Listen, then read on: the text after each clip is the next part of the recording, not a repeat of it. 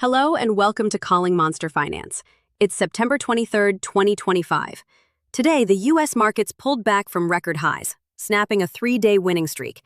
The session was defined by a significant divergence, as cautious commentary from the Federal Reserve weighed on the broader market, particularly the technology sector. However, a strong rally in energy stocks, fueled by political commentary, created a starkly different story for that part of the market. Coming up, we'll break down the cautious tone from Fed Chair Jerome Powell that reset market expectations, analyze the political speech that sent energy stocks soaring, and cover key earnings reports that provided a glimpse into the health of both the U.S. consumer and the AI industry. The prevailing market sentiment shifted today from the optimism of recent sessions to one of cautious reassessment. After reaching all-time highs, the major indices closed broadly in negative territory. The S&P 500 fell by 0.55%, and the Dow Jones Industrial Average saw a more modest decline of 0.19%. The technology-heavy NASDAQ Composite led the retreat, finishing the day down 0.95%. The primary catalyst for this shift was a midday address by Federal Reserve Chair Jerome Powell. His remarks tempered the dovish sentiment that had propelled the market higher following last week's interest rate cut. Powell signaled that the path for any further monetary easing would be deliberate and highly dependent on incoming data. This prompted investors to reprice risk, leading to profit-taking, especially in the rate-sensitive technology sector, which has seen a significant run-up.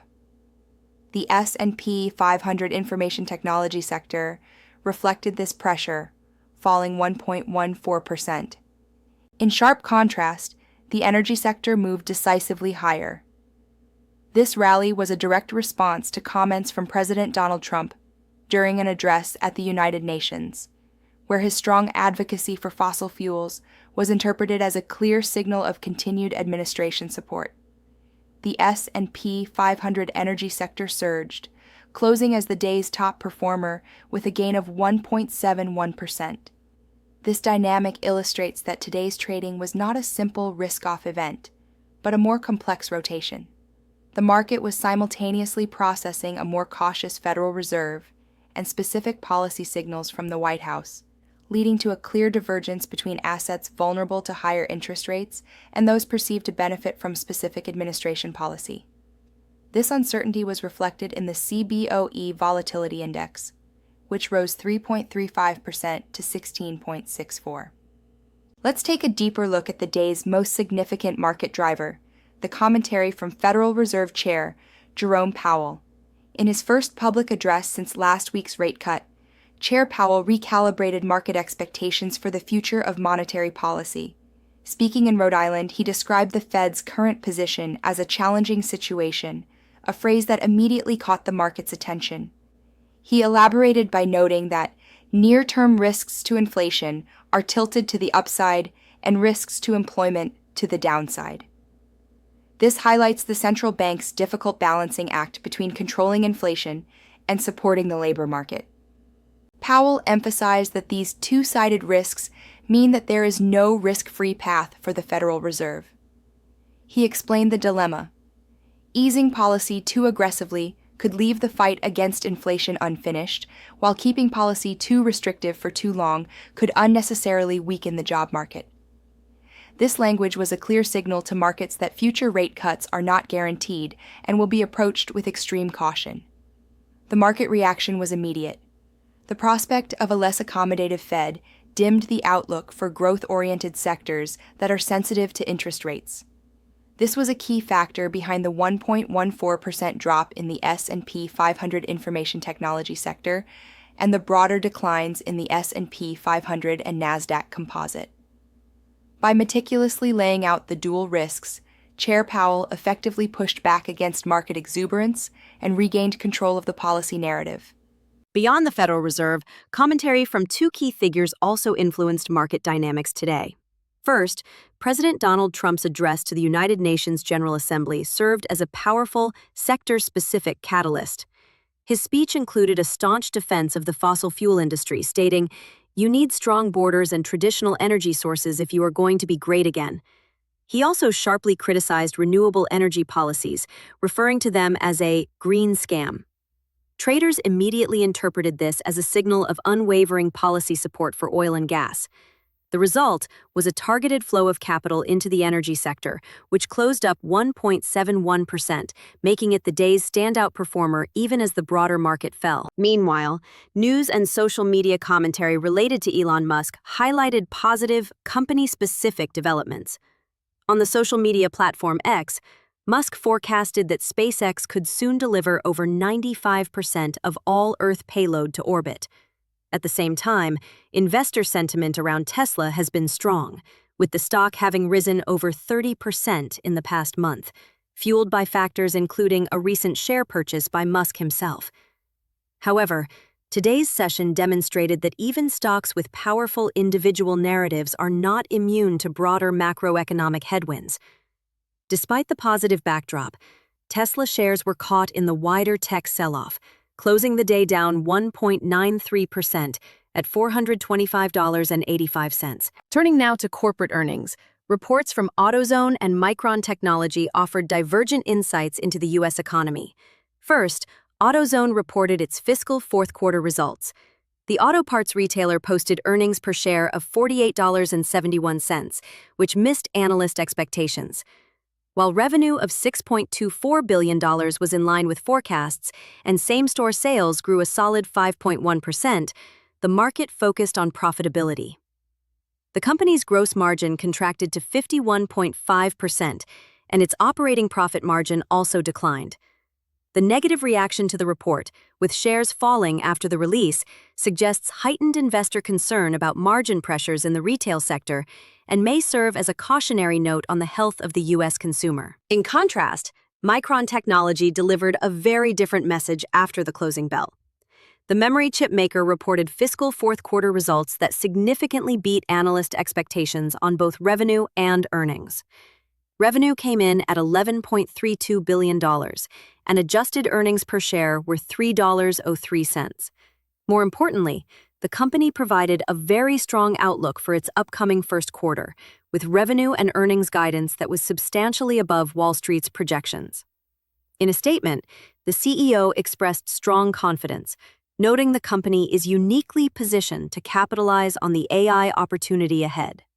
During the regular session, Micron's stock had already bucked the tech sector's negative trend, closing up 1.09%. The stellar after-hours report provided a powerful confirmation of booming demand for hardware powering the artificial intelligence build-out. Looking at the closing numbers for the major indices doesn't tell the full story of today's session. Beneath the surface, there was a significant divergence among different sectors of the economy. The day's main theme was the stark contrast between energy and technology. Fueled by President Trump's supportive comments, the S&P 500 energy sector was the clear leader, gaining 1.71%. On the other end of the spectrum, sectors sensitive to interest rate expectations faced heavy pressure following Chair Powell's speech. The S&P 500 information technology sector fell 1.14%. The pain was even more pronounced in the S&P 500 consumer discretionary sector, which was the worst performer of the day, declining 1.44%. We also saw some defensive positioning from investors. The S&P 500 real estate sector gained 0.82%, and the S&P 500 utilities sector rose 0.54%. These moves suggest that some market participants were rotating into sectors that are traditionally seen as more stable during times of economic uncertainty. This clear split highlights the complex repricing of risk that took place across the market today. Now, let's recap the closing numbers for today, September 23, 2025, for the major U.S. indices. The Dow Jones Industrial Average closed at 46,292.78, down 88.76 points, or 0.19%. The S&P 500 index finished at 6,656.92, a decline of 36.83 points, or 0.55%. The Nasdaq Composite ended the day at 22,573.47, down 215.51 points, or 0.95%. and the Russell 2000 index closed at 2,457.51, down 5.83 points, or 0.24%. Turning to key commodities, currencies, and yields, the CBOE Volatility Index, a measure of market uncertainty, rose 3.35% to 16.64. The US dollar index was slightly lower, down 0.11% at 97.23. The US dollar to Japanese yen exchange rate stood at 147.58. The yield on the 10-year US Treasury note fell slightly to 4.12%. In energy markets, crude oil futures rose 2.20% to $63.65 a barrel. Brent crude oil futures gained 1.85% to settle at $67.19. In precious metals, gold futures continued to climb, adding 0.58% to close at $3,796.90 an ounce. And in cryptocurrency, the price of Bitcoin stood at $112,000.89, down 0.67%. Finally, let's look at the top 5 stocks by trading volume today. In first place was the SPDR S&P 500 ETF, which fell 0.54%. Second was the Invesco QQQ Trust, which tracks the NASDAQ 100, and it declined by 0.66%. Third was Tesla, which closed down 1.93%. Fourth was Nvidia, which saw a decline of 2.82%. And in fifth place was Amazon, which finished the day down 3.04%. In summary, today's session marked a pause in the market's recent rally. The dominant theme was the recalibration of monetary policy expectations, as cautious commentary from the Federal Reserve overshadowed positive, sector-specific catalysts. This created a clear divergence, with rate-sensitive technology and growth stocks retreating while the energy sector rallied on political tailwinds. Looking ahead, the key variable to watch will be whether the exceptionally strong after-hours earnings report from Micron Technology can provide a positive catalyst for the semiconductor industry and the broader tech sector.